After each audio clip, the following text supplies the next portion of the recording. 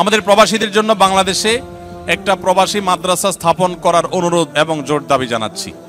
মাশাআল্লাহ, সুন্দর অনুরোধ। প্রবাসী ভাইদের বাচ্চা কাচ্চা নিয়ে অনেক বেশি আপনারা পেরেশান থাকেন, আমরা জানি।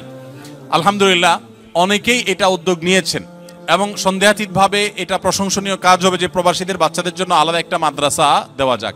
কিন্তু সেক্ষেত্রে যেটা সমস্যা হবে যে প্রবাসীদের বাচ্চারা স্থানীয় যাদের বাবা মা দেশে আছেন তাদের বাচ্চাদের সাথে যদি মিশতে না পারে, তাহলে সেক্ষেত্রে আলাদা নতুন নতুন সমস্যা তৈরি হতে পারে।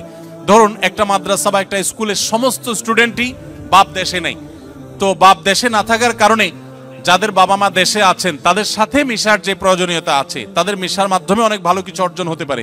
এই জায়গাটাতে একটা গ্যাপ তৈরি হওয়ার আশঙ্কা আছে। তারপরেও সেই গ্যাপ তৈরি না হয় সেরকম কোনো পদ্ধতি অবলম্বন করে কেউ বা কারা করতে পারে। আমরা আমাদের আসুন্নাহ ফাউন্ডেশনের যে মাদ্রাসা আছে সেখানে বিশেষ করে প্রবাসী যারা আছেন তাদের বাচ্চা কাচ্চা যদি ভর্তি পরীক্ষায় তারা টিকে যায়, আমরা তাদেরকে বিশেষ গুরুত্বের সাথে ভর্তি করায় থাকি আলহামদুলিল্লাহ। আপনারা যারা নিজেরা প্রবাসে আছেন আর সন্তান দেশে আছেন, আপনাদেরকে আমি বলতে চাই, প্রবাসীদের জন্য মাদ্রাসা হোক বা না হোক, এটাতে ভালো দিক থাকুক বা না থাকুক, আপনাদের দীর্ঘদিন পর্যন্ত এভাবে প্রবাসে পড়ে থাকা ঠিক না, এটা ভালো করে জেনে রাখবেন। অনেক প্রবাসীরা আছেন 10 বছর 20 বছর 25 বছর বিদেশে পড়ে থাকেন, কারণ টাকার নেশা এমন এক জিনিস, এটা সহজে কাটে না।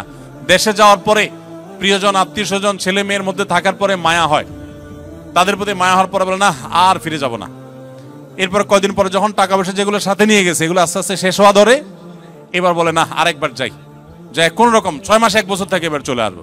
আইসে আবার যখন টাকার গন্ধ পাওয়া শুরু করে তখন আর যেতে চায় না, শুধু মরণটা বাকি রেখে অনেকে দেশে যায়, যে ঠুস করে মরে কবরে চলে যায়।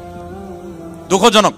প্রবাসী ভাইরা হয় ফ্যামিলিকে সাথে নিয়ে থাকবেন, আর না হলে একটা নির্দিষ্ট সময় কিছু পুঁজি সংগ্রহ করে ভিসার টাকা দায় দেনা পরিশোধ করে দেশে যে কিছু করার চেষ্টা করবেন।